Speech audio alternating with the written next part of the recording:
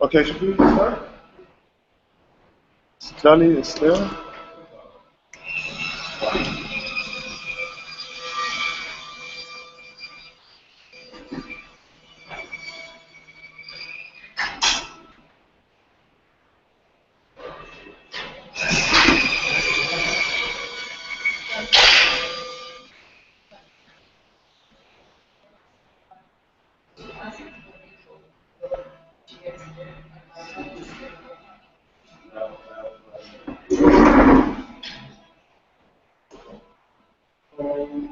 Is anybody missing this here?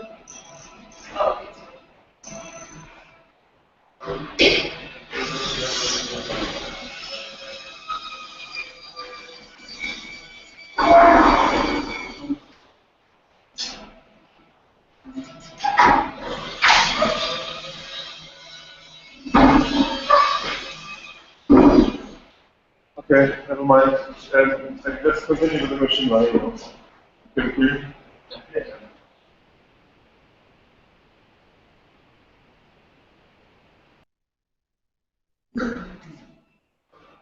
I just assume that you can hear us.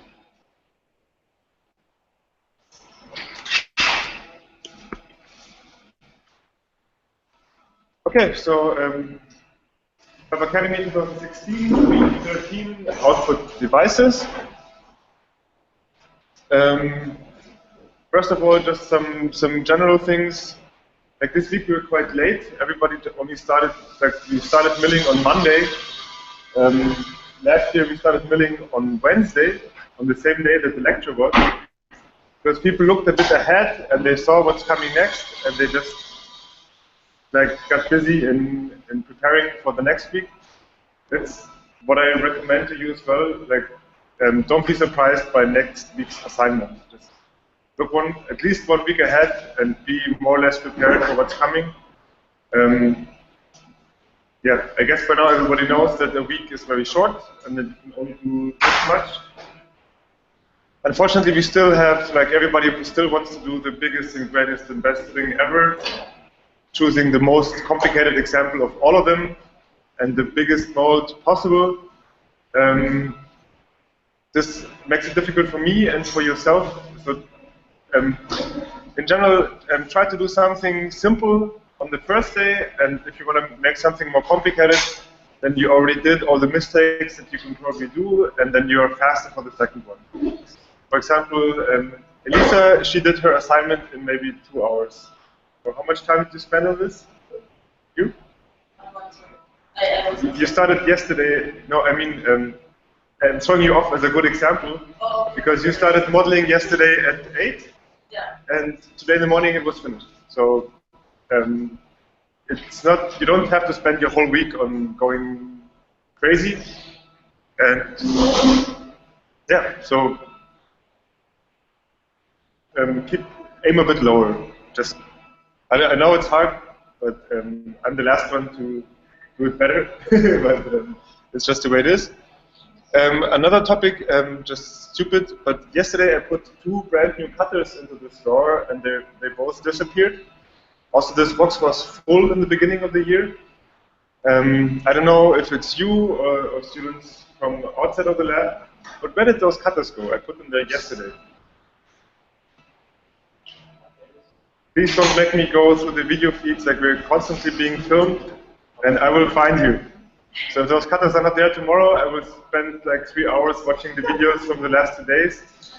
If you see any students that are not from FabAcademy in here, apart from the interns, either tell me or kick them out immediately. The master students don't have anything to do in here.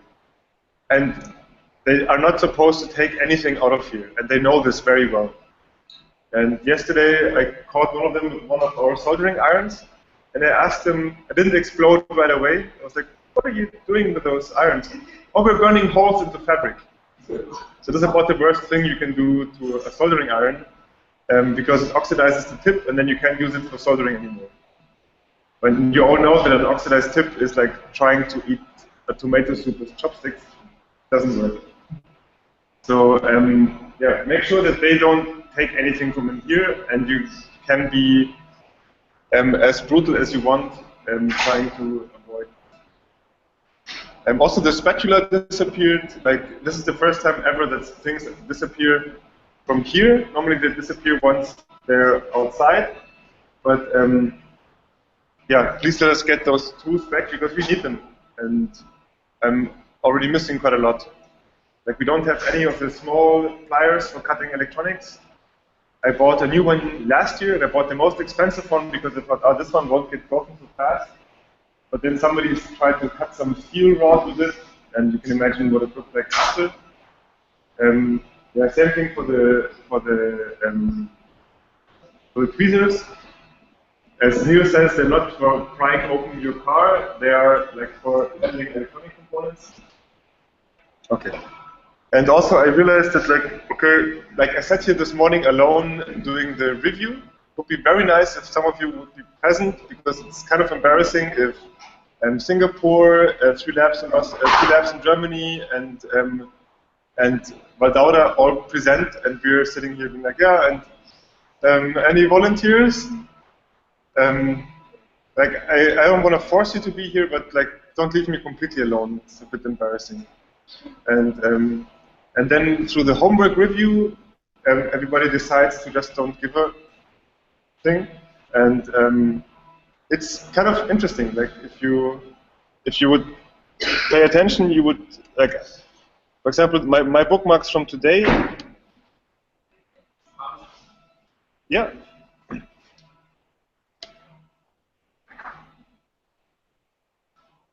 So this is a machine that looks kind of interesting with encoders. Then this one is absolutely crazy. I don't know how they did this in 1 week. Can you see this machine?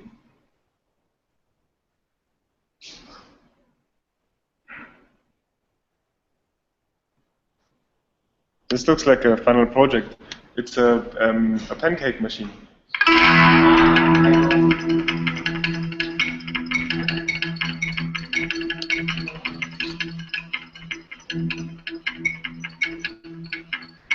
Something's wrong with the extruder, I guess. But yeah, crazy effort for a team project. And this, I'm not sure what this was. Oh yeah, this one is beautiful. Like, he made a very nice mold. Not only did he mill it and cast it perfectly, but you see his registration pins?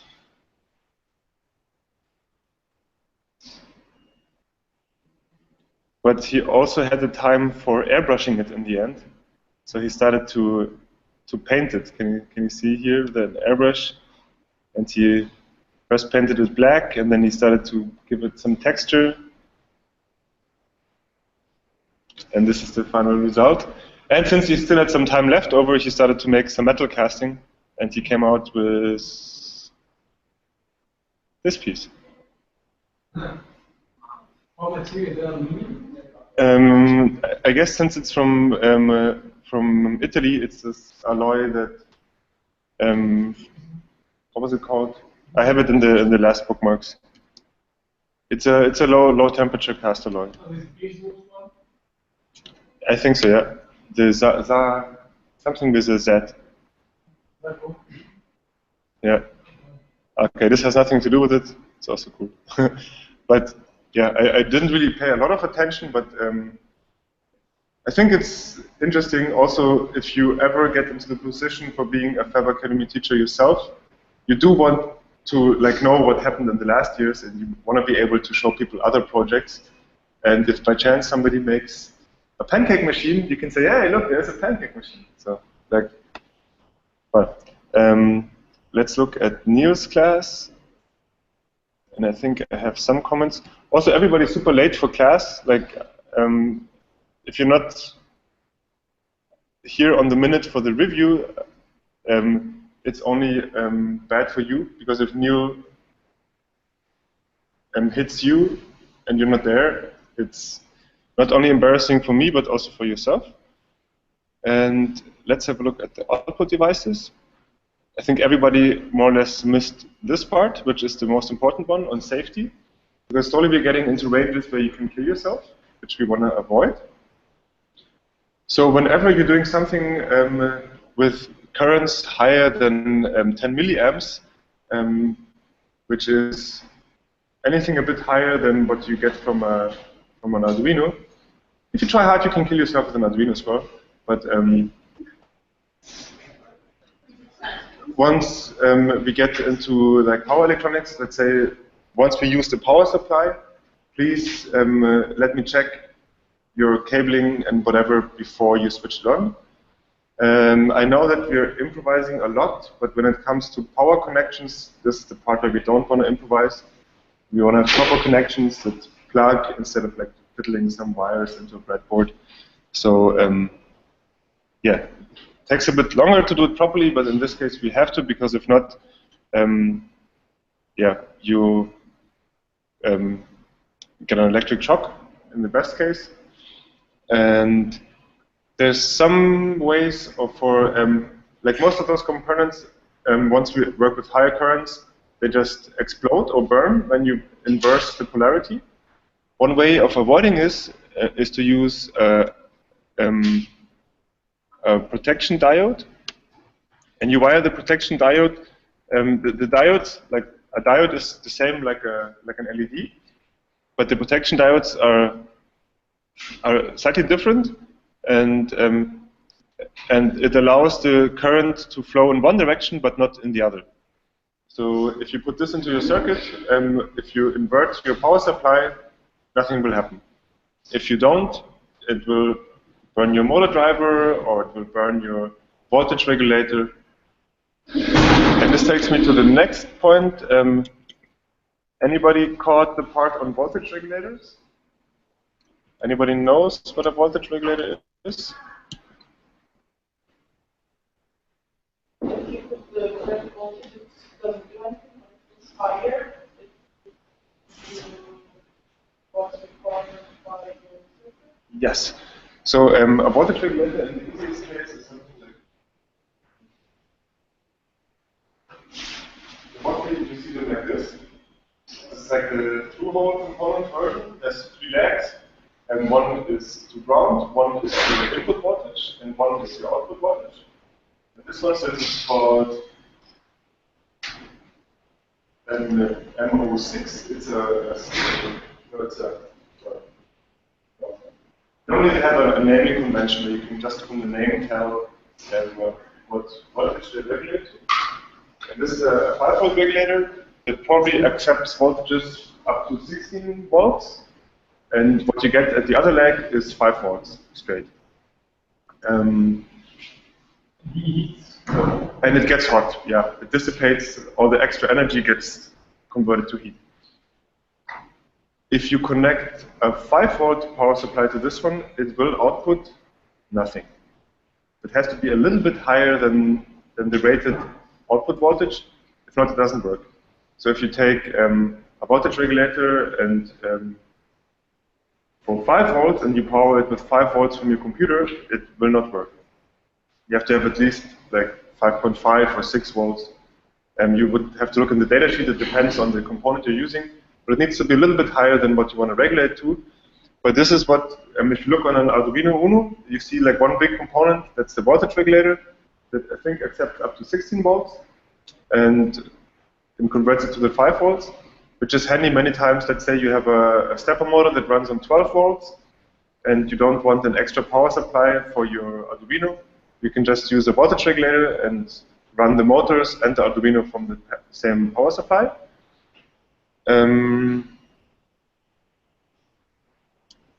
Yes, there is some confusion in our boxes because the SMD. First of all, voltage regulators, and I hope you all know the FabLab inventory.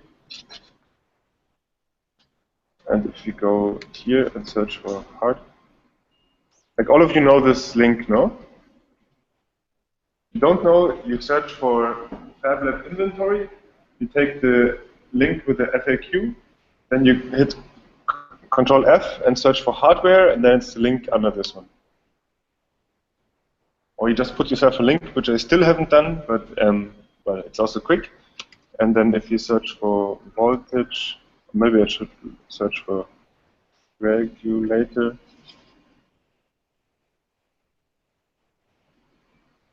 Ah, come on. Yes, so there's 4 of them. The first one is for 3.3 volts, so you can run your 80 tinies on 3.3 volts as well, which saves energy. So if you want to run it from a solar panel or from in some applications where you want the batteries to last long, it's better to run it on 3.3 volts. And the second value next to the voltage is the amps that it can output. So remember the example with the water, the voltage is how high our deposit of water is up, and the amps is how much water flows through. And the product of the two is the power that you have. So, yeah. And those are rated at 100 milliamps, which is, like for giving you an example, I think the USB port is about 300 milliamps. Depends on if it's USB 2 or USB 3. So this is good enough for most stuff that you stick into an Arduino. Then there's a 5 volt with 100 milliamps. Then there's a 3.3 one with 1 amp, and a 3.3 one and a 5 volt one with 1 amp. So 5 times 1 is 5, which means 5 watt. And 5 watt is about as much as you get from like 5 high power LEDs. It's about the power of this light over there. It's enough for running a small DC motor that would like lift up something very lightweight, maybe the big reduction would lift this block of wax. But this is kind of the power range we're into. And if you need something bigger than that, you probably want an extra power supply for it, which gives you more current. Yeah? I have a question regarding power regulators. And is the difference between a power regulator and a MOSFET? They look like the same thing. They look exactly the same, and this is one of the big problems, and this is why I opened this page, because if you go and copy this one,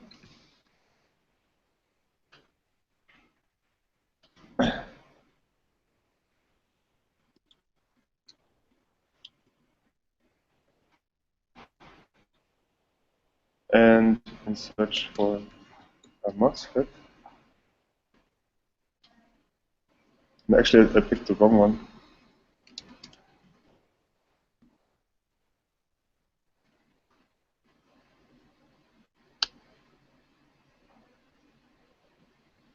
This is the one.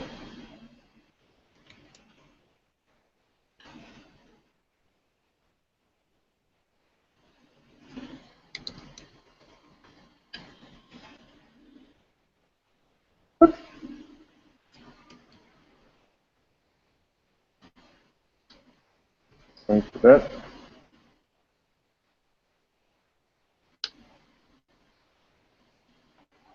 So this is the voltage regulator for 5 volts, 0, 1, and this is the MOSFET. So they look exactly the same. MOSFET, I think they even took the same picture. Can you see? Yeah. Only thing that changes is the price. They look exactly the same and there's nothing written on them. So last year, somebody managed to drop a bar of voltage regulators into the MOSFETs box. Super low. Like, this is worst possible accident. Because suddenly people started soldering MOSFETs on their boards that were actually voltage regulators, which fries the voltage regulator, or the other way around is just as bad. So suddenly you're expecting to regulate your voltage, but you're putting basically a switch in there. And yeah, you can imagine how much confusion this caused, because this is always the last thing you expect, that you have the wrong component. Maybe you check if you soldered it the right way around, or if all your connections are good. People spend a whole day like trying to debug their board, soldering, taking this one off, putting another one, again, same problem. So please, please, please, please, please, let's not confuse voltage regulators and transistors. What they do is completely different. They have nothing to do one with another. One is like a transformer, like what you know as the big things here. But has nothing to do with this, but the purpose is like this. And the other one is more like a switch.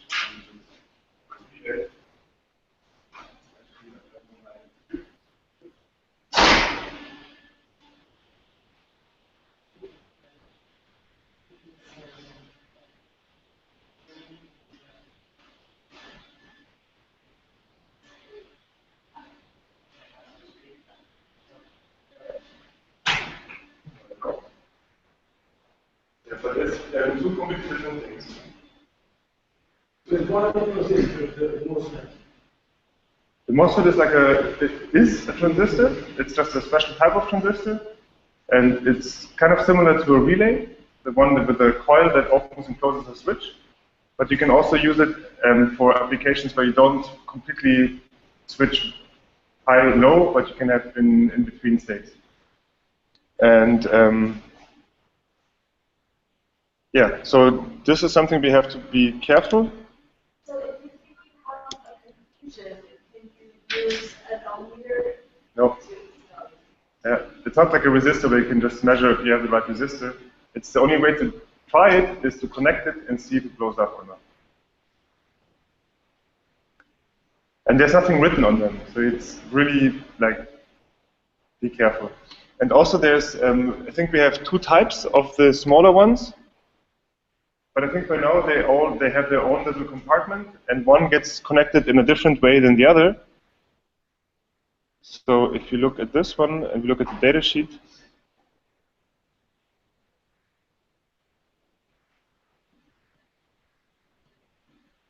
it's supposed to be connected with two capacitors on each side, whereas the other one doesn't need those. They're integrated. So yeah. Which one is this one? This is the 5-volt 0.1 amperes. The regulation. Yeah, and also and the pins are also different. So one has, the order of the pins is different. So yeah, look at the data sheet before you solder it on. It might not work with Neil's circuit, because Neil might have different pinouts on his little component. But yeah, just ask me and we'll figure it out together. But beware that this is something that can go wrong. Anybody paid attention on what Charlie plexing is? You all heard the word? Yeah. Yeah? The matrix that allows, it's a horizontal and vertical matrix that allows you to run multiple LEDs. Yes, great. So normally, if you want to have 5 LEDs, you would have to have 5 digital outputs that turn on and off the LED. But some clever guy, Charlie, came up with a way of putting them so that you connect n times n minus 1 LEDs to the number of pins you have. So it's, if you have 5 times 4, it's 20 LEDs from 5 pins, which is great. So you like save 15 pins. And the way it works is it makes use of the fact that an LED works like a diode. It only lets current pass in one direction. So you would power, you would basically give power to 2 LEDs at the same time, only that one lights up because it runs in the right direction and the other one doesn't because it blocks it. So this is a nice trick, and we have lots of LEDs. Like if somebody wants to make a crazy project with like 500 LEDs, we have more LEDs than anything else in this house. So yeah, also feel free. There's something cool that is not yet in the inventory, which is addressable LEDs. And you remember what I showed you from the bike spokes that change color?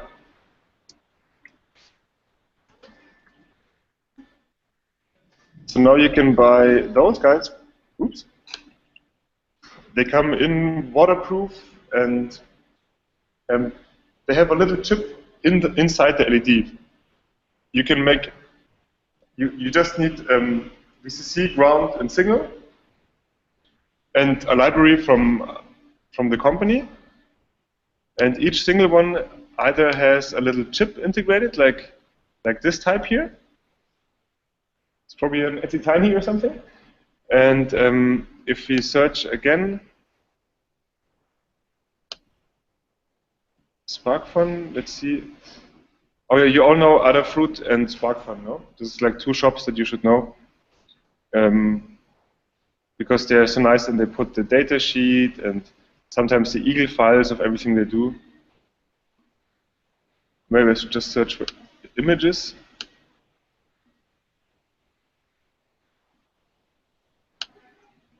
Yeah, so those are the crazy ones. And you see this little black dot in the middle? This is the microchip. And this is actually the size that the microchip inside the Atitanis is. It's super tiny, and they just give us this plastic casing around it that you can actually solder something to it. Because soldering to this one is very difficult. I showed you the microchips in the Metro cards. Did I? Yeah. So if I'm not completely wrong, then I should have my Lisbon Metro card. And if you look at it against light, you have to hold it like this. Then you see that there's an antenna going all the way around, and here there's a little slot. It's a microchip. These are the RFID ones, and they have an antenna, and the antenna works as the power supply, because if you give it in a certain frequency, it induces power in the coil, which it does all the things that we're doing, you program it in the same way that you're doing the Atitanis. And with this power that you're supplying to it, it can call back home and say, this is my ID. Some of them have a little bit of memory, so they can store data from where you used it the last time or whatever. Yeah, so microchips are really small. And you can use them.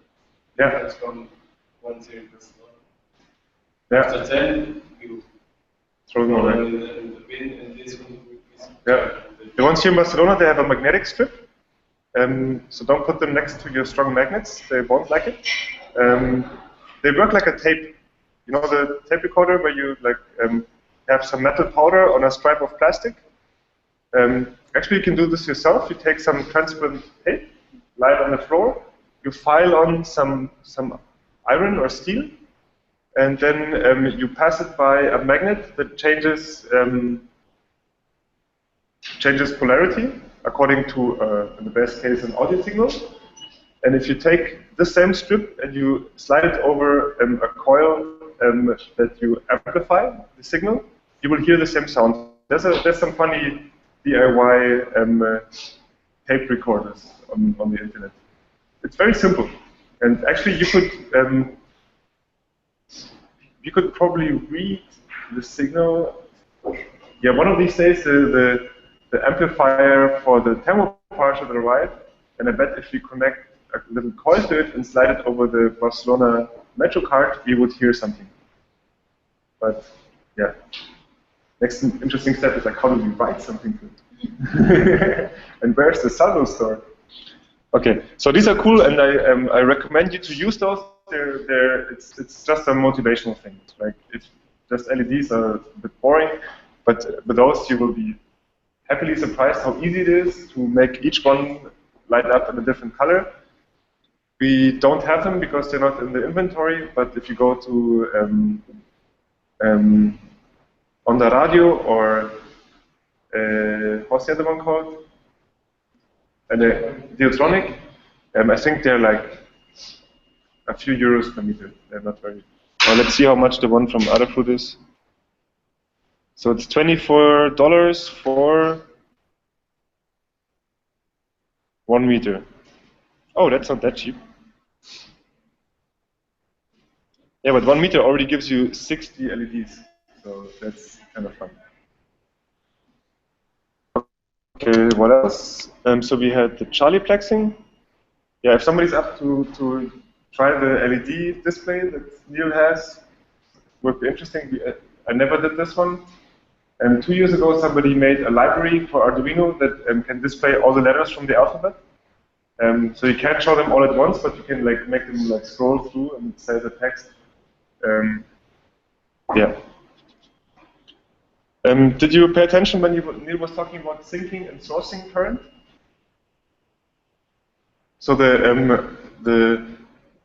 there's 2 ways you can connect something. So you could connect an LED so that when the pin is high, means 5 volts, it goes through the LED, through the resistor to ground. So when it's high, it turns it on. When it's low, it turns it off. Or you could connect 5 volts to your resistor through the LED to your Arduino, and when you turn it low, it will sync the current. It's like if you take the water example, one is like water coming out, and the other one is water coming in. And so in this case, it would turn on when you put it on low, and the current flows the other way around. And this is actually interesting as soon as we get to the RGB LEDs, because there's 2 ways. There's 2 types of LEDs, of RGB LED, and they're called common cathode or common anode.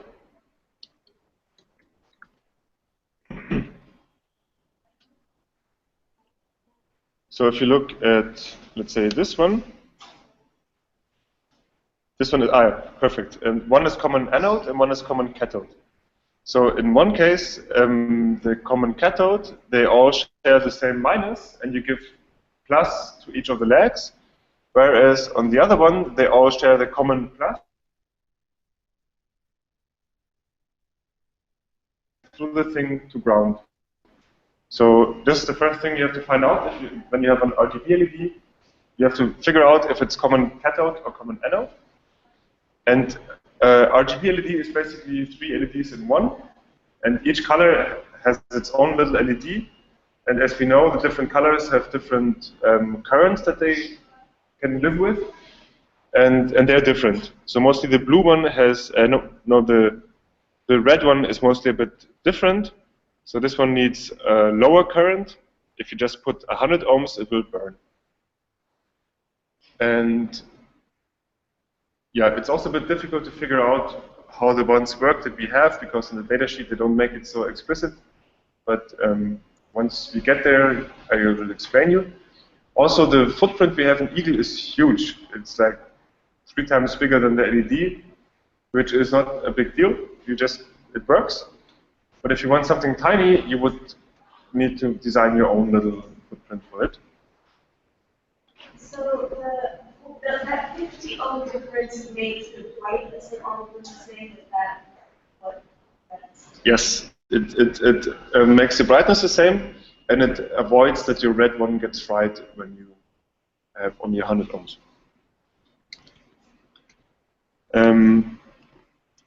Yeah, this is related to the Charlie plexing, the forward and backward bias. What I explained, one conducts while the other one doesn't. And then got to the where was it? Up here. So we're talking about the RGB LED, about the LED array. We have this crazy casted epoxy film. I never use it, but there's a big roll of it. It's quite expensive. Maybe we should try it. It's also an interesting way to make double-sided circuits, just by gluing some of this isolator in the middle. And then we get to the LCD. We have the LCD that Neil has. There's a whole bunch of them. It's kind of old school, but it works. Last year we made a few projects that had an LED inside, so you could like. It gives you this great way of interface that you already know, like on the vinyl cutter. It's always the same. You have an up-down button and a left-right button. So you turn it on, and you can navigate and go one level deeper. Go through the pages now on this level. It's like the Nokia telephones, the first ones.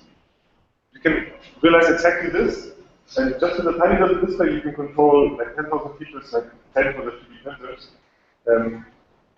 So it's, even though you can just see this many characters at once, you can make them change any way you need them to. So apart from those, like if you think, oh, this is a bit lame, I want something, a display that looks a bit nicer, there's one that I can recommend, and it's very cheap. It's called TinySign OLED display.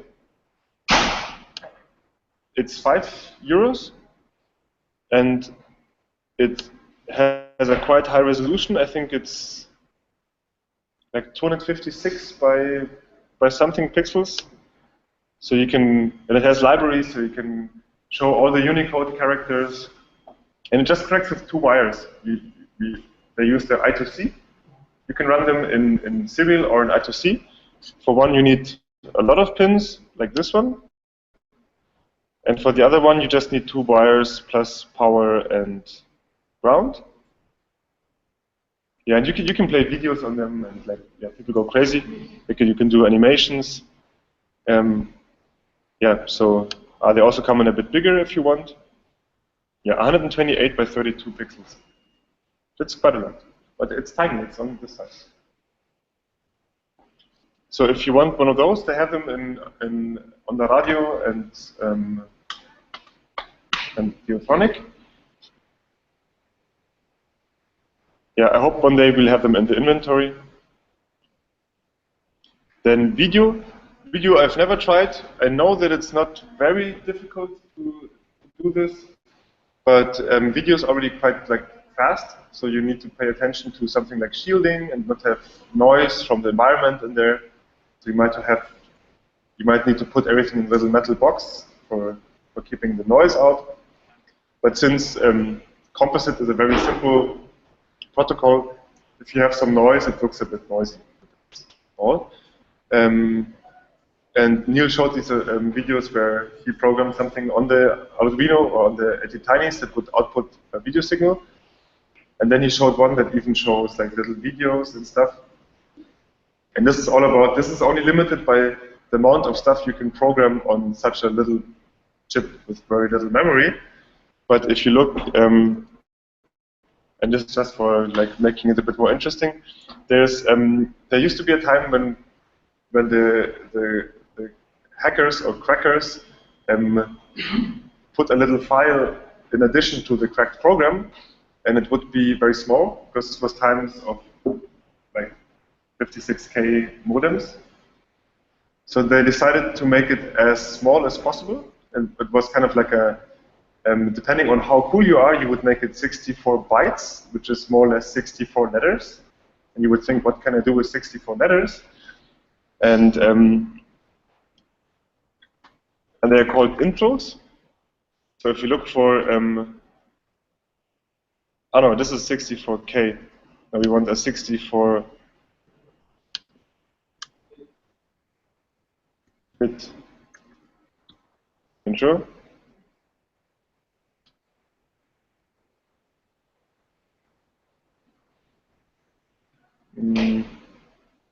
No. Let's look at at a 64K one. I don't know what this one is, but this is only 64K. If you take a screenshot and you cut a piece about this size, this is 64K. If you write a text file about 60 pages, this is 64K. And they managed to write a program that during its runtime generates about 10 gigabytes of data because it's all procedural. So instead of taking a picture as a texture, it has a formula that generates some complexity, and this way you can create all of this just with very, very little code. And we have more than 64K on the Arduino, so in theory you could make a little Arduino with a 9-volt battery that you connect to any television that plays you this video. Yeah, another example, if you take a hi-hat, just and you record it in wave format, that's 64K. And they play a whole song for like 5 minutes.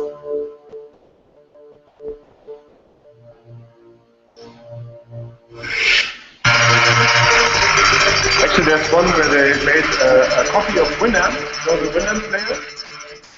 It looks exactly the same. It comes with like 10 songs. The whole thing is 64 kilobytes.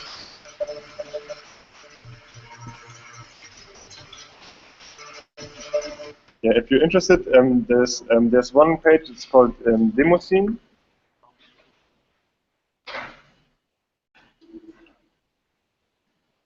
So this one, like nowadays, there's like parties every weekend where you can go and show off your programming skills. And so they meet, and it's like a contest. So you show your demo, and people rate you. There's the Scene.org awards. You can also have a look at poet.net. This is kind of the online YouTube for demos and intros. And maybe, where are they? We want them.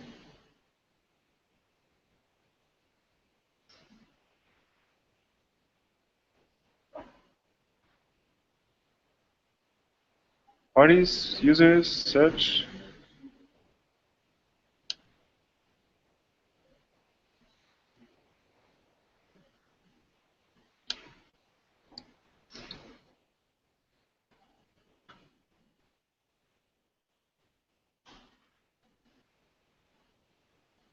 Okay, so this is a demo. This is 64-byte.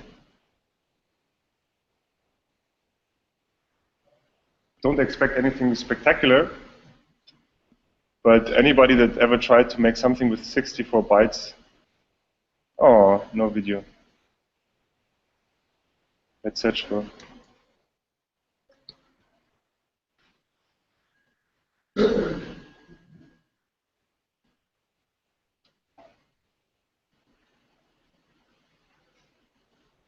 Yeah, this one is quite known.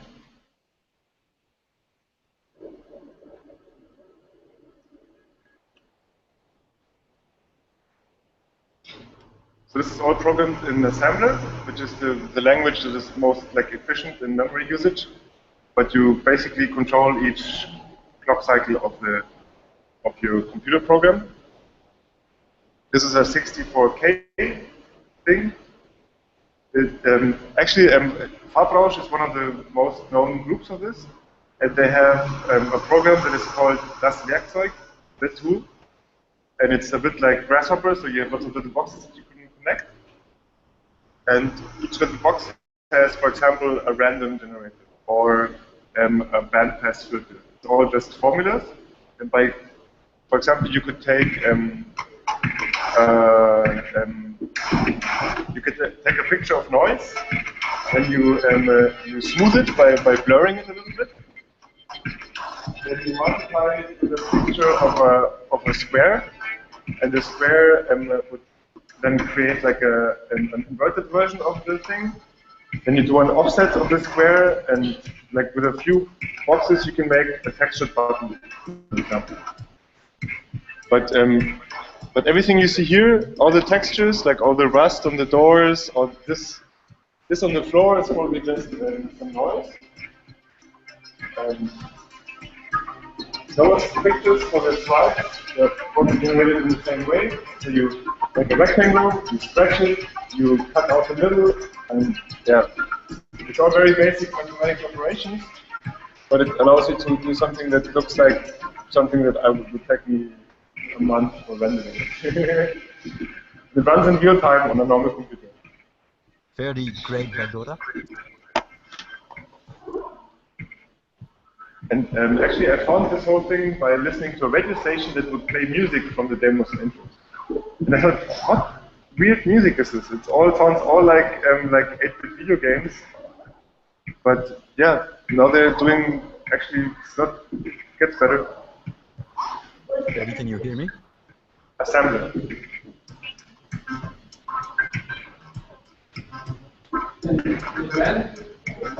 can you hear me? Fabrausch. Ferdi, can you hear me? Okay, so this is just for loosening this up a little bit.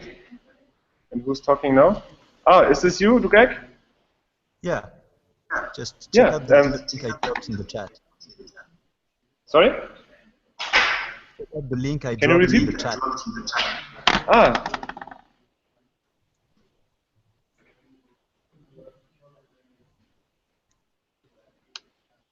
Oh, did I lose the video now? I don't know.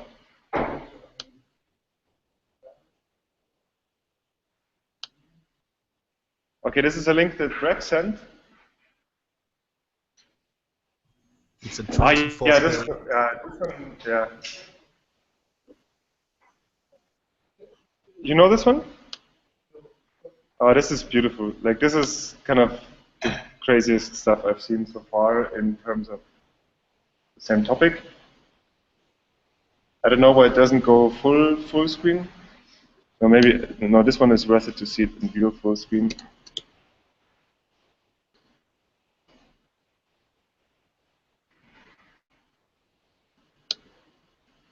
This doesn't have so much to do with output devices, but like sometimes I just show you stuff.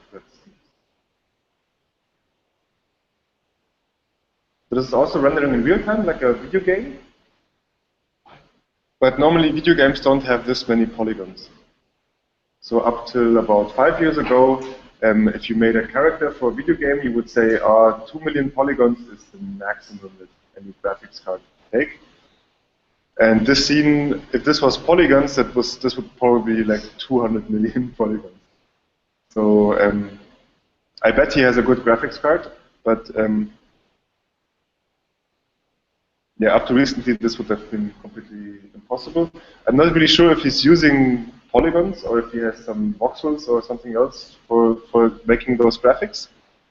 But look at the amount of geometry and the reflections and all of this. No, it's not polygons. It's point clouds with math functions. But the interesting thing about this demo is that he's also interfacing it with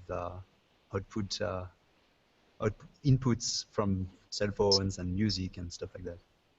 Yeah. And everything running on the 24K.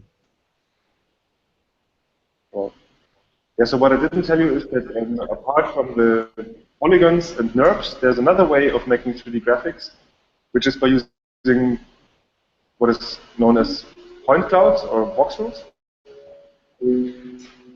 And so you just have points in space. You can make them a bit bigger or a bit smaller, or you can make each one be a little monkey, that would increase the load in your graphics card, but this is the way you can like generate this much geometry. And you see how it interacts with the music? Maybe I jump a bit forward, because at some point he showcases how you can make it interact with your cell phone, so you can send it a message.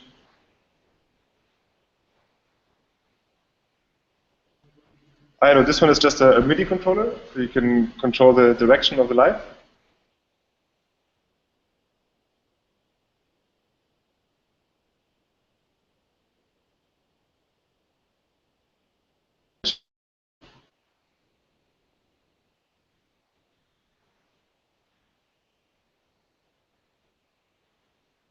And you see, there's the message. And yeah, in this case, you can tell that this must be voxels.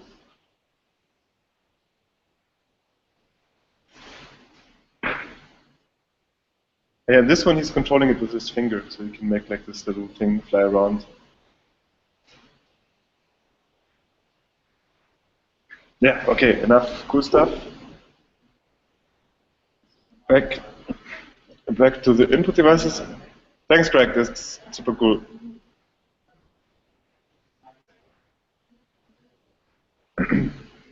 So then we have the speaker. Speaker works quite nice. It's basically a little amplifier with you can connect a small speaker. If you want to do something where your Arduino beeps or plays some music, this is the right way to go. You could also try to implement, I guess, it's not the greatest sound coming out of a 10-bit microprocessor, but if you remember the old video games like the Sega Mega Drive and all of this, or Commodore C64, like this is all the same quality of sound, and if you make an effort, you can make quite cool sounds. And there's one library for Arduino that is called, I think it's called Mozzie.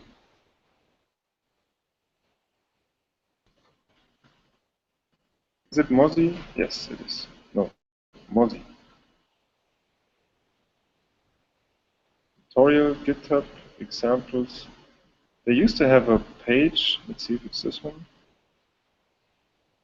Yeah, it's Mozzie, and we can listen to some examples.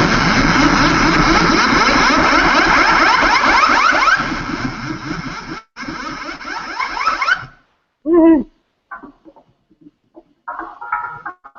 So this is using phase modulation and amplitude modulation, which creates this phaser effect.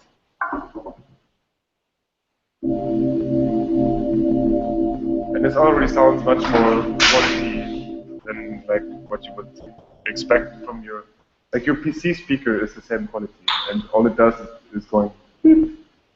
So. And this one is actually sampled, so this is a recording that they're playing back. It is amazing because, yeah, I wasn't expecting that you can use your Arduino for recording.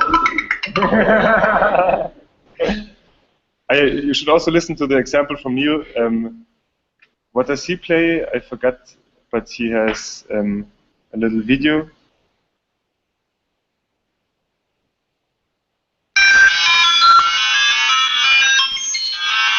Okay, no.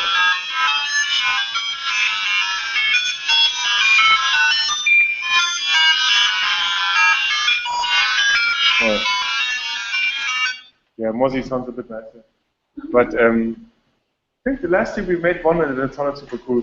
So yeah, it's a fun thing to try. And yeah, then we get to the brush DC motors. So DC motors we mostly use 3 different types. One of them is the brush DC motor, which is like the one that you would find if you search for a motor. This is what we understand as a motor. If some teacher at school explained you what a motor is, he would explain you this motor. So you have a pair of coils that is static, that is not turning. And no, sorry, you have a pair of coils that is turning, and you have 2 magnets around. So when you turn the coil on, it will try to avoid the magnetic field of the motor, of the magnet, and turn so that it stands north-south, south-north. But that's it. But if at this very moment we invert the polarity of the electromagnet of the coil that is turning, then it will try to reach exactly the opposite. And since it already has a little bit of inertia from the first thing, it will just like continue turning all the other way around until it reaches the opposite spot where we invert the current again. And this is done just mechanically by the brushes. So the brushes are just a simple way of connecting something that turns to something that doesn't turn. And they are conductive positive on one side and negative on the other. So each time it does the half turn, it inverts the polarity of the coils that are inside the motor. Actually, there's the simplest DC motor would look like this.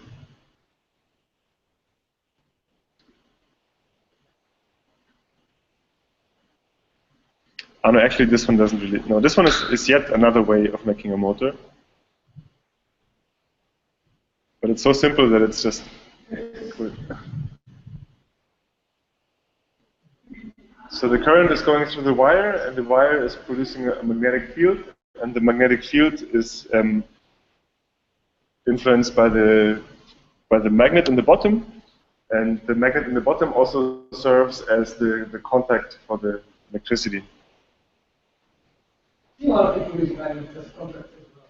Are they very distant contact? Sorry? Aren't like the new thing? Yeah, they conduct very well. Yeah. Let's see. Basic question that, so this generation of electricity involves switching. So what is the difference? DC is just if you rub a balloon on your head, it gets some of the electrons jump from your head to the balloon, and so there's lots of electrons on the balloon. There's too many electrons on the balloon, and so if you touch anything that doesn't have the electrons, they're gonna go over. If you put a little light in between, it's gonna light up for a second until all the electrons are through there. So there's a high level of voltage, and yeah, and if this charge, it goes down. The problem is that if you send this through a cable, your cable is constantly making a magnetic field that is like wasting energy. So your cables also get hotter. I think was it Edison against Tesla? Yeah. And so Tesla was the no, Tesla was the DC guy, AC guy, and Edison was the DC one. And actually, Edison, for demonstrating how dangerous DC current is, he would electrocute an elephant, just for showing, like, look, this is dangerous. And I would, yeah. And Tesla made a cage, the Tesla cage. So he could like sit inside this cage with like sparks and stuff going around, and nothing would happen to him. And AC, like DC, is for direct current, and AC is for alternating current.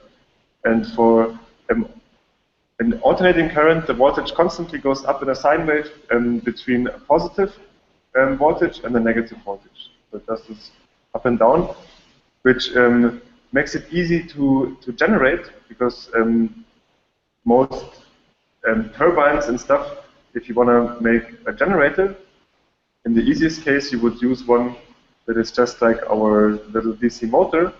Then you have the brushes, and the brushes get bad after a while.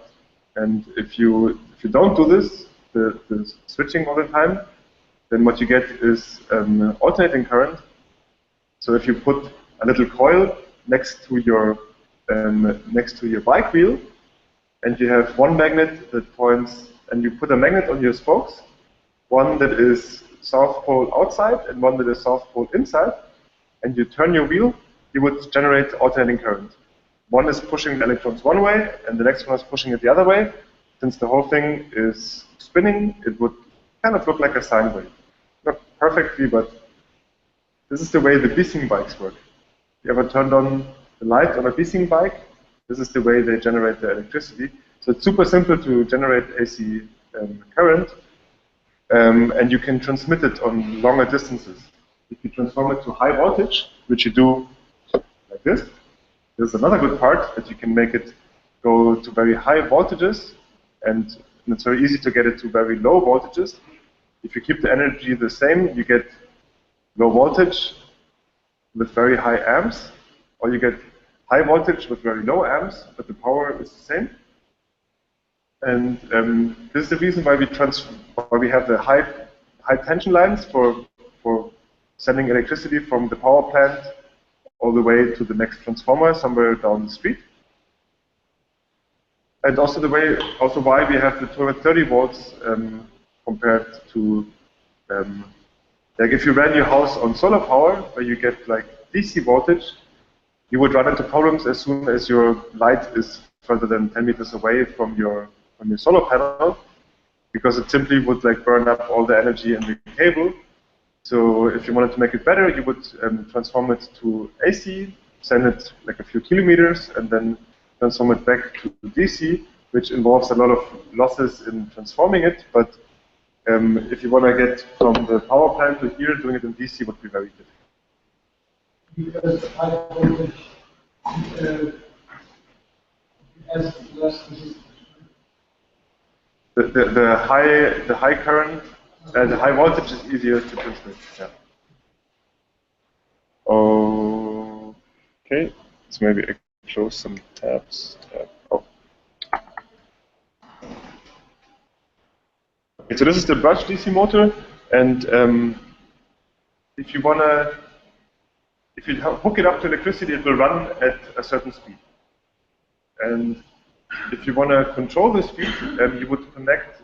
You do the same trick that we always do. We use the PWM, so we quickly turn it on and off. You could use a transformer for transforming the voltage to a lower voltage, but since we're working with DC, it's hard to transform it. So the way we regulate the speed of a DC motor is by quickly turning it on and off. And the component, since the mechanical switch would be kind of tiring to turn it on and off all the time, we use a little MOSFET, a transistor, that we can switch on and off very quickly with a PWM. And if you put like a high, how is it called again? Well, if it's more on than off, then it turns faster. And if it's more off than on, it turns slower. But we can still only run in one direction. What would we have to do if we want to run it in the opposite direction? We would have to invert the plus and minus. But how do we invert the plus and minus without like unsoldering it and soldering it again? We can do it by using two MOSFETs. So one says, like, you have plus and minus, and you just say, you connect them to 4 cables, and you say, hey, in one case, I let it go through here, but not through here, and in the other way around. So it looks a bit like an H.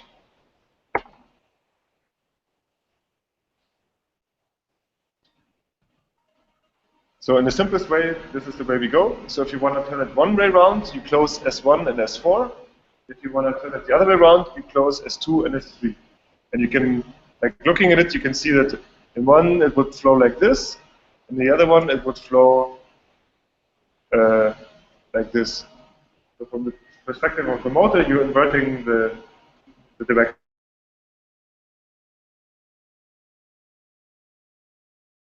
Feasible.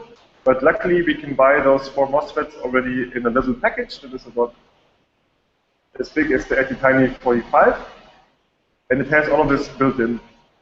And so we can control the speed of the motor, and we can control the direction.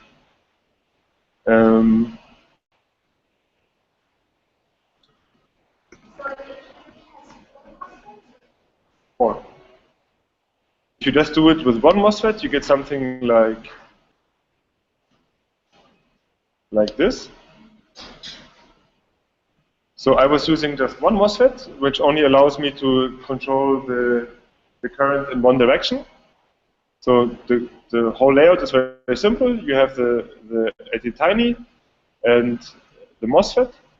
We protect the output of the FabAcademy by putting a 100 ohm resistor. We connect this one to 12 volts and the FabAcademy to 5 volts. And yeah, so suddenly you can run a big motor like this one, which is from a windscreen wiper, which is a 60-watt motor with a very high reduction.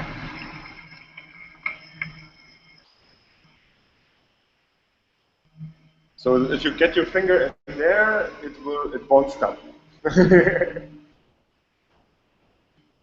Now I'm having a little potentiometer for adjusting the PWM that I sent to the H bridge, so I can make it turn slower or faster.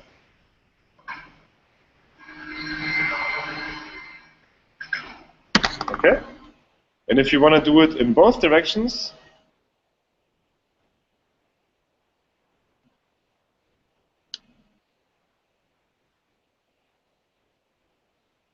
then this is our little H bridge. No, it's hidden. No, here it is. think this is it. And I just used a PC power supply because I didn't have one of those nice ones. And you have one cable for supplying it with 12 volts. So this is the part where we have to worry about putting it the right way around. And yeah, so this is all you need. I took a little motor from an old printer. It's already quite a beefy motor. It's not huge, but it's you have to look at the amount of amps that your little that your H bridge is rated for. And you don't see it, but it quickly switches between forward and backward. So if you hear the sound, this is inversing the direction. It's very fast.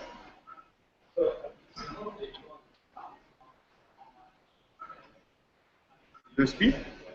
Yeah, you would need the sensor, yeah.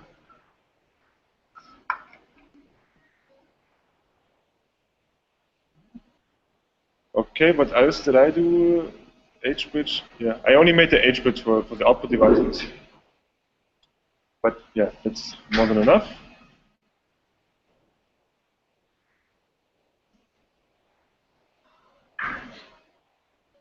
So, and brushless DC motors are quite cheap. You can find them very easily in all kinds of electronics, mostly in old printers. If you have a computer with a diskette drive, this one is also spinning. Also, the CD drives have a DC motor, or they might even have a brushless DC. But there's another DC motor which is called brushless DC motor, which are the ones that are used like in the little quadcopters.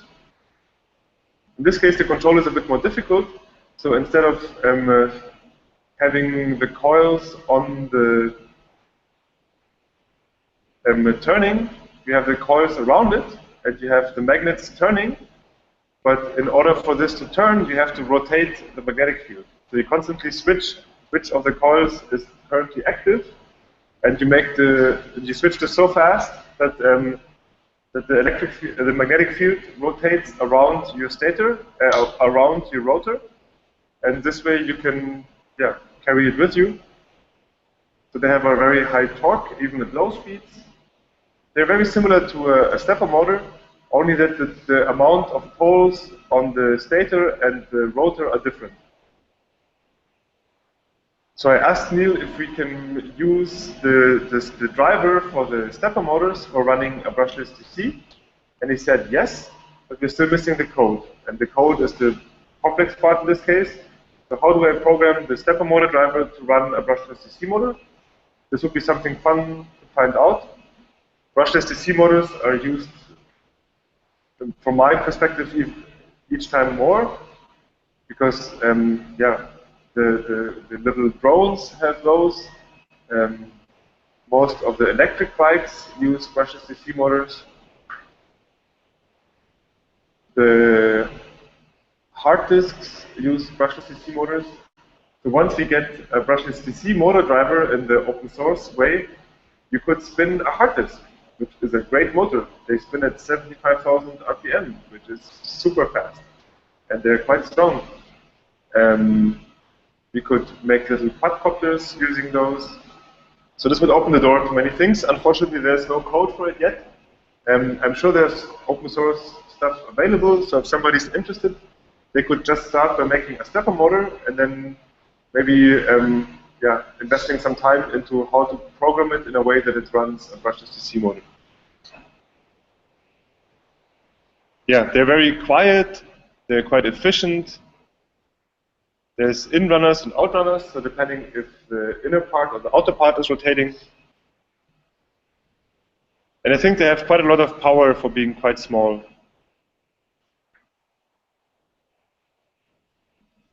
So this is what they look like. And you can get them up to like a few kilowatts. So if you want to run like a little car with it, this is possible. Yeah? You showed the website called AEM Power System. AEM? Alien. Alien? Alien, yeah. Power System.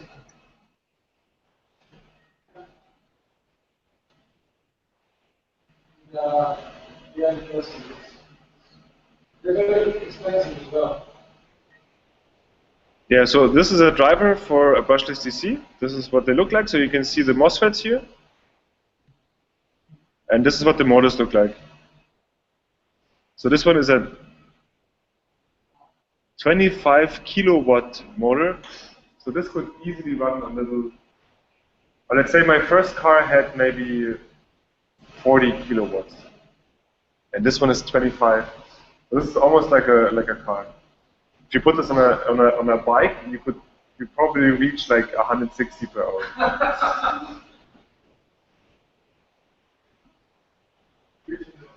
Yeah, I had a student in Lisbon, and he wanted to break the record for the fastest electric bike. And he bought 2 of those motors that you would get at Hobby King, like for model airplanes and stuff. But I bought model airplanes, but this is the motor. So he took 2 of them and took out the rotor, which is the part that has all the complicated coils and things. And he machined a custom stator for it. So he put 2 motors on one shaft into one housing. And yeah, he created something like this, 24 kilowatt, from 2 cheap motors. Yeah, here you can see the inner workings a little bit. So there's 2 variants, one where the coils are inside and the outer part turns, and one where the coils are outside and the inner part turns. Okay, back to FabAcademy.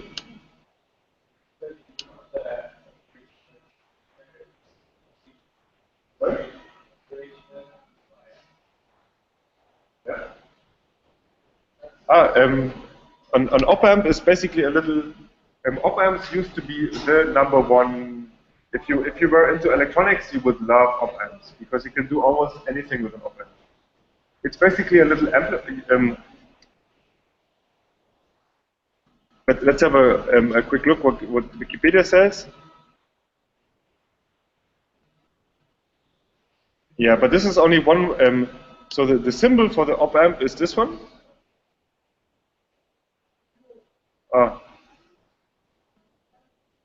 So this is the symbol, the symbol for it. But if you want to run it as an amplifier, you would. So this way, it amplifies the difference between 2 signals. So if you put one to ground and one you put a low, let's say you put an audio signal in there, you would get a louder audio signal on the other side. If you do this positive feedback, negative feedback, this is the way you would run it as an amplifier. But there's another 50 ways you could use an op-amp, and yeah. So I think for the speaker, Neil is using an op-amp for amplifying the signal. Yeah, this is the internal things going on. So it's lots of transistors that help you in amplifying stuff. Okay, now I lost my page. Okay. Then servos, I think you already know how a servo works. It's just a little DC motor with a gearbox and a potentiometer, so it knows.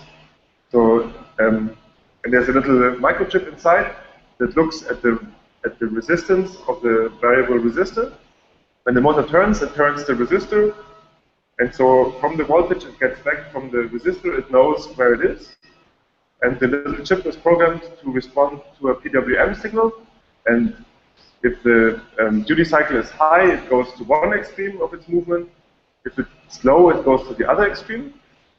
If you talk about servos, most people think about servos like this.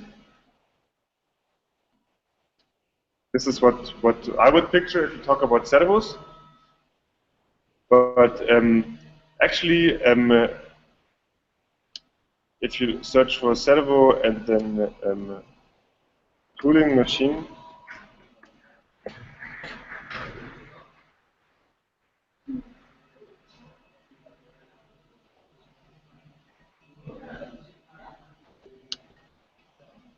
these are also servos.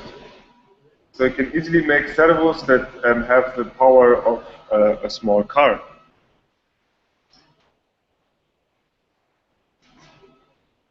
Yeah. So this also counts as a servo. And most really industrial machines are using servos for running their machines. And in the best case, you don't put the device that measures the position is not positioned at the motor, but at the thing that you want to move.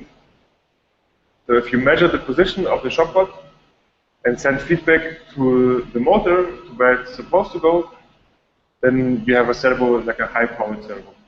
And actually, there's one really cool thing.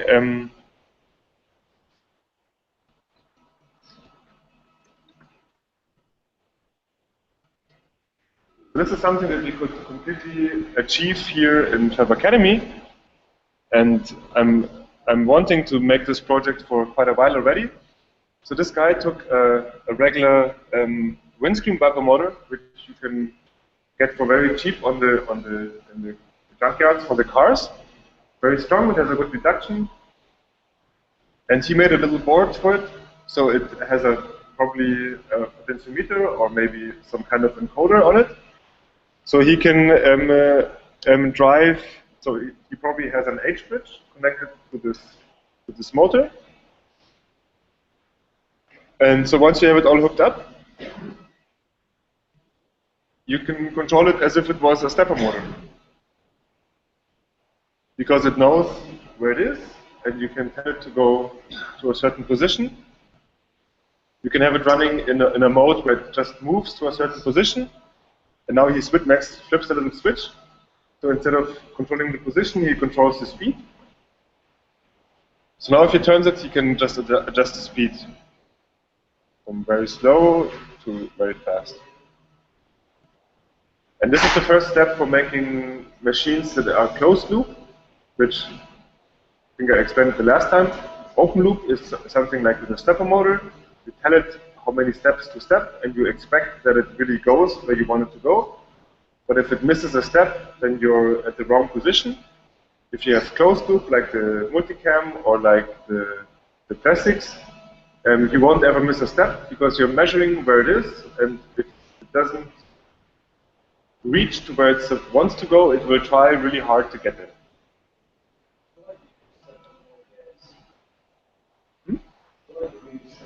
We use stepper motors because they're much easier to control. You just set it steps and it will do. Yeah. But I guess once we try to make this, you will realize that it's a lot more complicated than driving a stepper motor. But I know that there's drivers that work like a stepper motor. So you just send it steps and it will convert this to a closed loop control. This is the way the plastics works. But they're quite expensive, and I haven't seen anything in open source yet. I know that there's one guy, and he makes, if somebody's interested, I can show you a CNC machine where the encoder is just like a disk with some holes, and an LED and an LDR, and this is his position sensor. And he has a tiny little motor that moves the whole machine, it's very sweet, all the code is open source.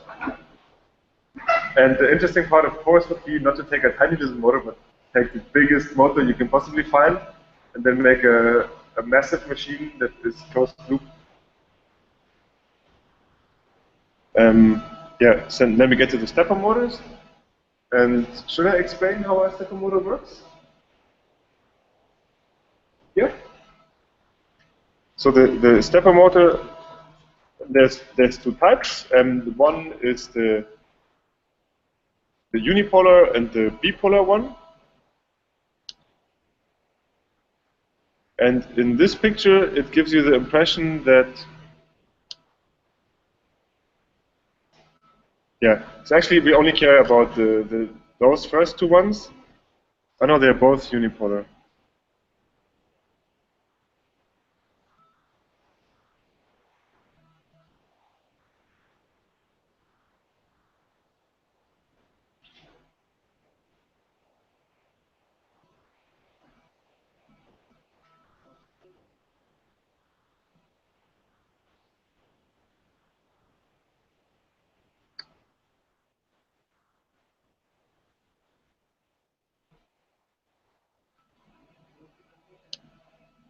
Yeah. So that's the easy explanation is this one.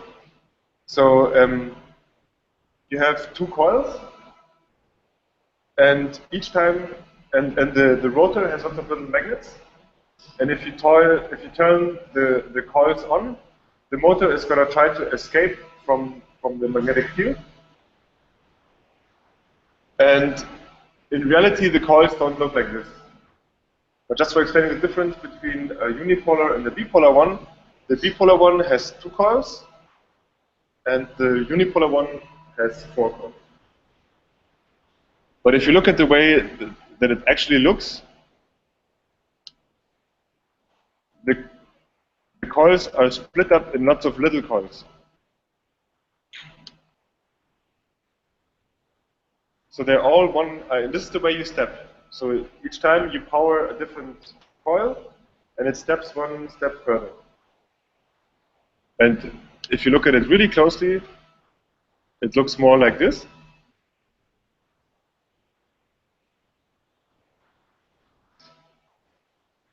And actually, if you look at it even closer,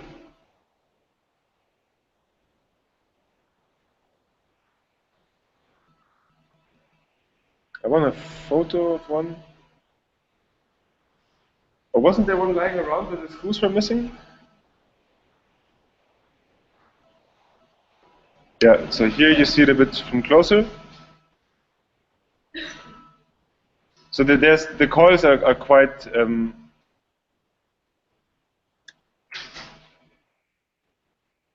yeah, here you can see.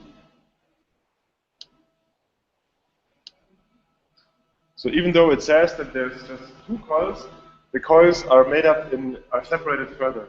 But this one and this one, it's one coil. It's just that they're sitting in different positions. So each time you turn one coil on, actually, like all those little coils around produce a magnetic field, and this way you can make it do one step each time you put current on a pair of coils.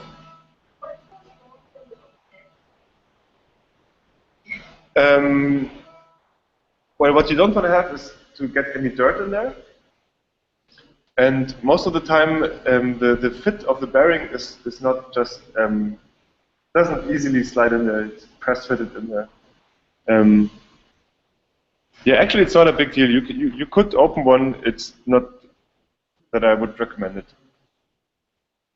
Also, it's all magnetic, so just trying to put it back into its place, you might damage it. But yeah, if you want, go ahead and open one. It's always nice to see how stuff works.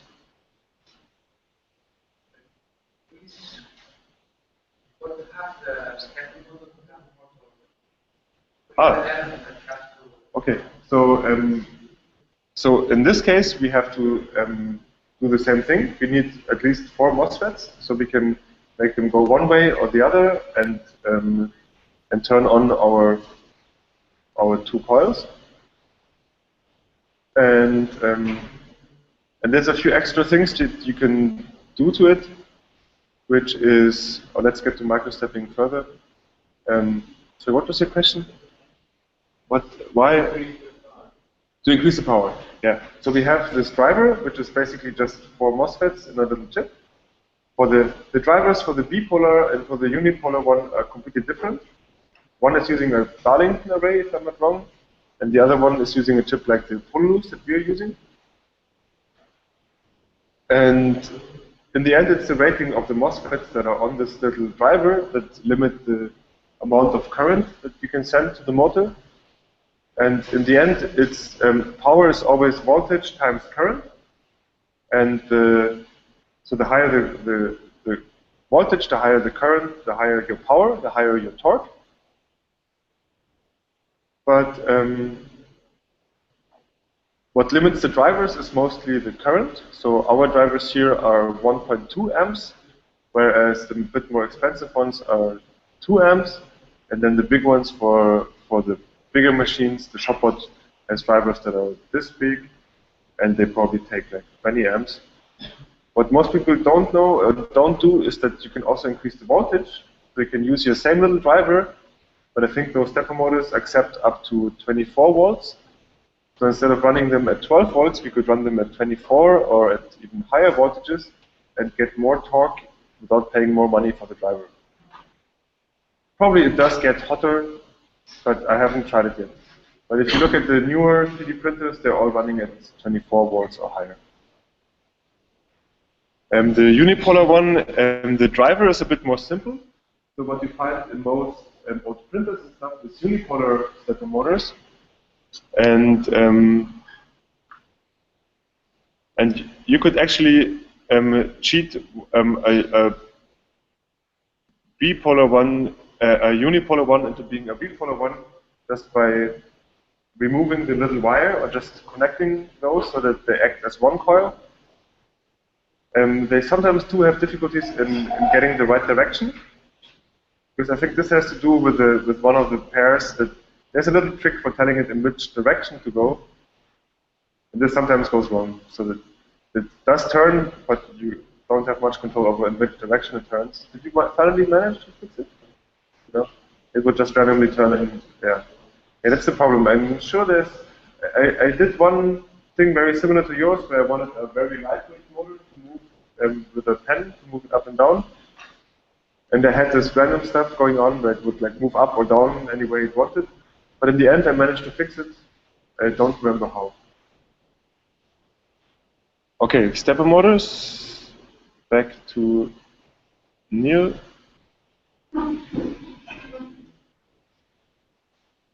Another few things, if you want to test, which, like if you look on the internet on how to find out, like what mostly goes wrong with stepper motors is that you mix up the pairs of the cables. And what it does, it just vibrates. And so you have to figure out which two cables are from one coil and which two others are from the other coil. The easiest way to find this out is to just shorten out two of the cables. So if you take, if you take two cables, so if you, the normal way to do it would be to measure the resistance of each one.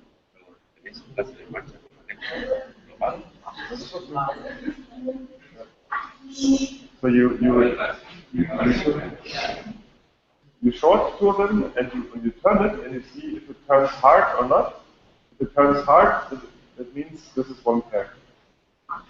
And the way you connect it to your driver is you have one pair and then a second pair. If you switch the two pairs, it turns the other way around. If you switch each one of them, nothing happens. Okay? This is how to figure out which way around, which way to connect the stepper driver. And not to be afraid if it just vibrates, it only means that you have the wires the wrong way around. If you do it correctly, you measure it and you put it the right way. If you're like me, you just like there's only 8 combinations, and with a bit of luck, you find it before 8 tries. And then there are some things you can do if you, instead of doing a proper step by putting the right coils on at the same time, you kind of half turn on the ones and the others, so it only does a half step. And you can play this game up to 16, or now it's even some with 32 micro steps. So you cheat your motor into making even smaller steps, which gives you a higher resolution in the measurement or in what you want to drive. And yeah, so then this here is the typical chips that we're using for those is this company sells drivers for all kinds of motors. They're very known for their stepper drivers. They use a chip from Allegro, and Allegro has several different chips, where 2 of them are very frequently used for the NEMA 17 motors. I think we have both of them, and it's quite easy to make your own little driver. If you look, for example, I showed you Gabriela's page already, no? Or from Danielle, they all made their own little shields for stepper motor drivers. And there's a few others. Solid state relay is kind of something new that is like a relay, but it has no moving parts. But the one that Neil put into the library, they're only like 25 watt. And I thought this is boring. I asked Guillaume, what do I do with a 25 watt solid state relay? I thought, oh, they're cool. They're like 10 kilowatts or something. You can really switch something heavy. But yeah, I bet there are. I bet they're very expensive. But 25 watt. Guillaume said they're cool for controlling lights. I don't know. If you want, I can get some, but they're not very cheap.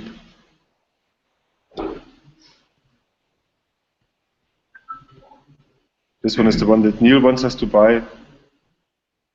But to be honest, I don't have enough knowledge for knowing what to do with it. Relays. Yeah, it's like a relay with no moving parts. But it's €4, and I have no idea what it really does. Okay, shape memory. Like in Valdauer, they're already busy playing with this. Most people that I know of end up not being very happy with it. Niels also kind of warns us from it. You can do cool stuff with it, like this little guy.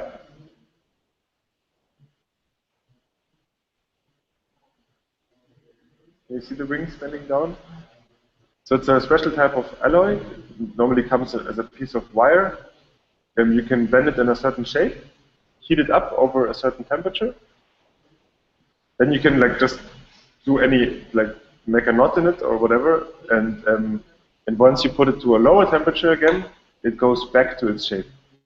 And you can repeat this many, many times.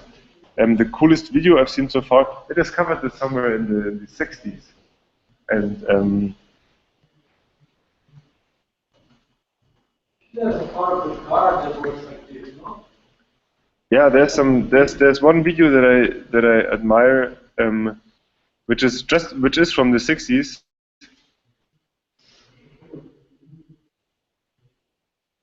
Oh no.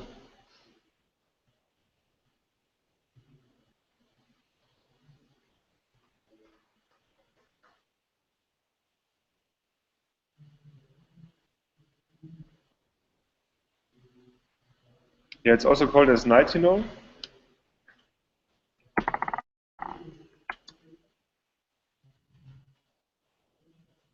And yeah, this one is amazing.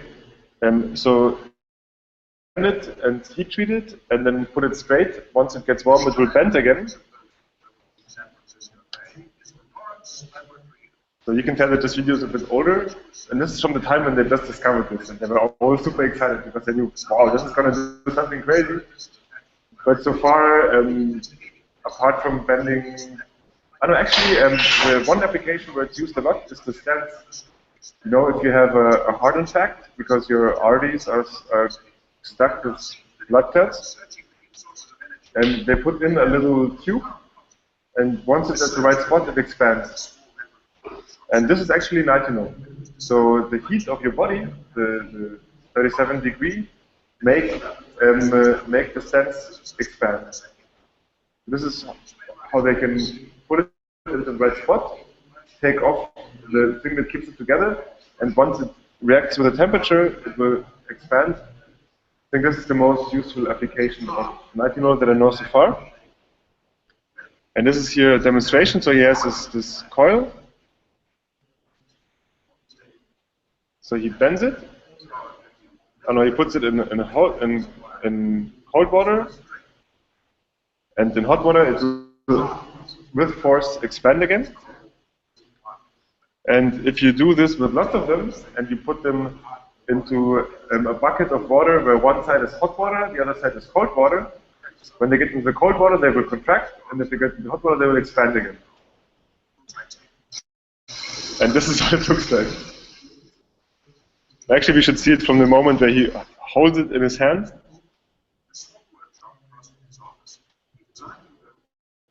So these are all just the springs. If you make them hot, they go like this, and if you make them cold, they go back. So one side is hot, and one side is cold.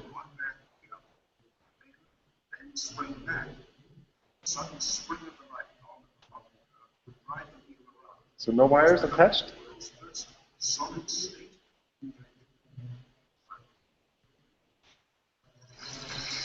He just holds it in and goes crazy.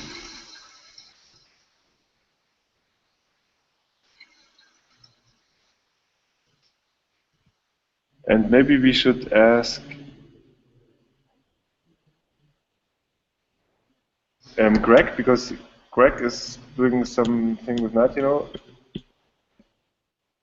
Now I can find. Yeah, you can make experiments. Go on. Can you hear me? Yeah, we can only hear you, or can we see you as well? No, but we hear you well. No, I'm at my computer and you can go to my FabAcademy.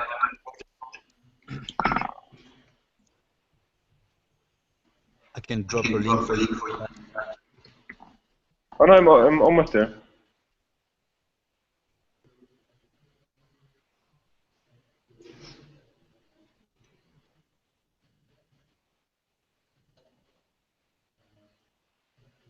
Can you still see? Can you see my screen? Yeah. Yeah. So I scroll down. Yeah, if you go on the left page, go to the experiments. Did you get the fat wire that I sent to you? Yeah, I got it. Thanks. I also received all my smartphone. Oh, people abusing my lace. Oh my god. Okay, do you want me to go somewhere or explain something? At the very bottom there is a video. So you're using the oven for annealing it? Yeah.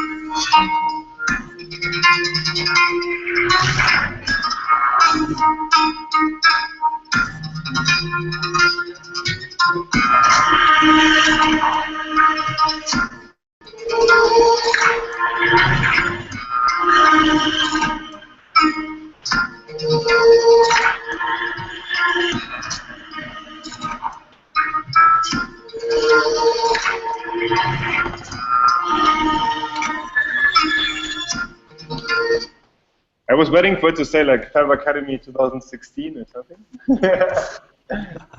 Well, we don't see, crazy things, but it works. I mean, it goes back to the shape that you annealed it to. Uh-huh.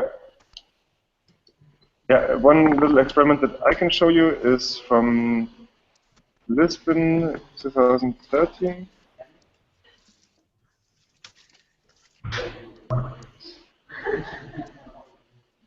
Or 14.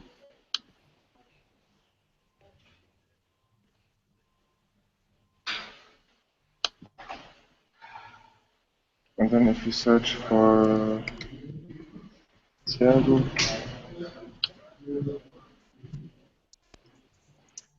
So the easiest way to heat up the wire is to send some current through it. I know from Greg that there's different ideas of whether you use DC current or AC current. Both of them work quite well for heating up the wire. And so this is a test I did with him. So we measured the length of it in the normal state and in the contracted state. So if you put current, it gets a bit shorter. And I think there's also a video. It's not a big deal, but you could make this actuate something that opens or closes a door, because it has quite some force behind it. And so in the easiest way, you just connect your Arduino. You should put some resistor so that you don't burn it. But yeah, this is kind of what you get.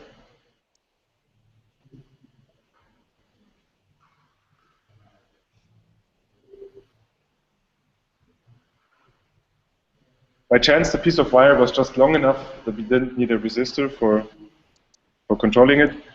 But you should very carefully measure the current that goes through it, because if not, you will just burn your wire. Yeah, and it's also good to actually drive it with pulse modulation and not with direct current. Ah, okay. Because this way you have a better control on the amount of current that flows, and so in turn the amount of heat that's generated by the wire. And I don't know if you can see my cell phone here. Okay, can you see my video? Just a second. I think I have to. Ah, yeah, I see you. Yeah, this is the wires that are received from smart wires, so they come in packets like this. Wow, how thick is it? And this one is 2 millimeters thick, so this one could punch you in the face. This must have cost a fortune, no? Well, I ordered a whole bunch of those, like different diameters. Wow. And different temperature of different activation temperature, 70 degrees and 45. And all those wires, there's like 4 packets with like very thick diameters, and it was 40 euros total. Yeah, okay. Not bad. Not that bad. Yeah. Not that bad. Yeah. Okay, thanks. Anything else you want to say about them? Like, yeah? No. Okay. Thank you for... The problem is they change properties a little bit over the lifetime, so they're not always reacting exactly the same. And Neil says that he kind of gave up on them because they're always like they're not very reliable. You want to put it like this. Oh, and then nylon is very interesting. You know, when you coil nylon, yeah, it also makes an actuator. So if you look for nylon artificial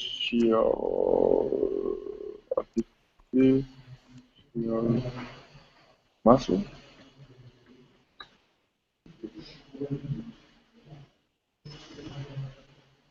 Conductive nylon.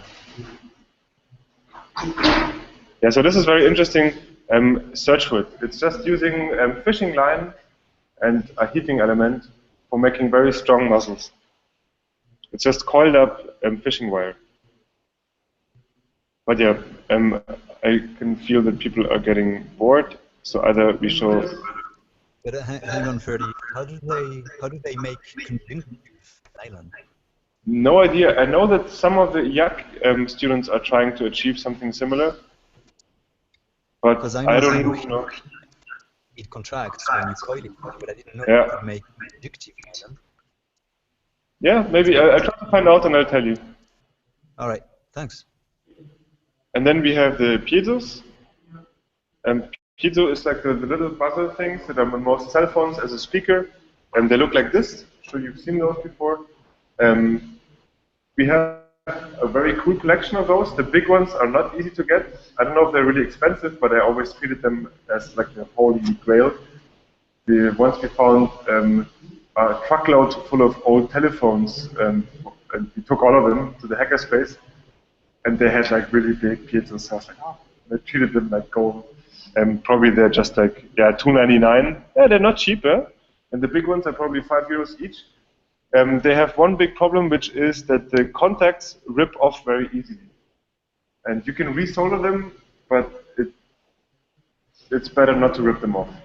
So whenever you handle those, please be very careful with the wires. They're sticking, like if you stick a paper with some spit to the wall, this is about how well they stick. So if you look at them with force, they will break off.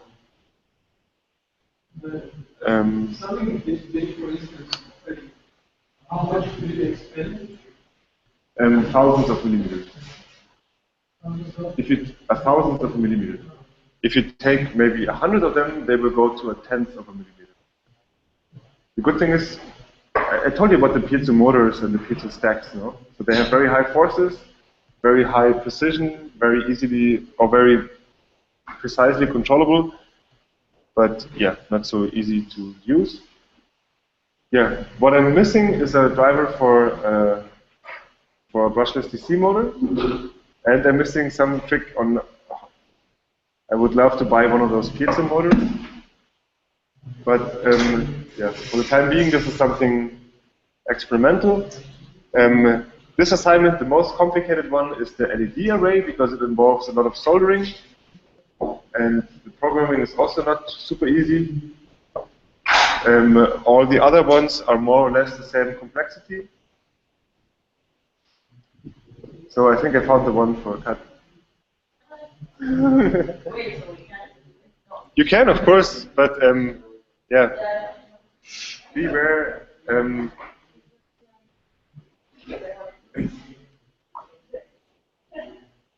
Yeah, and video I haven't tried yet. I don't know if it's very complicated, but you might find one of the screens here to have a composite input, and then you could try it. To do what? Yeah, like, yeah, doing a set of drivers. It's not very complicated. And if you're getting bored of this, and you could still try to run a brushless DC motor from it. And if you don't succeed, that's not a big deal.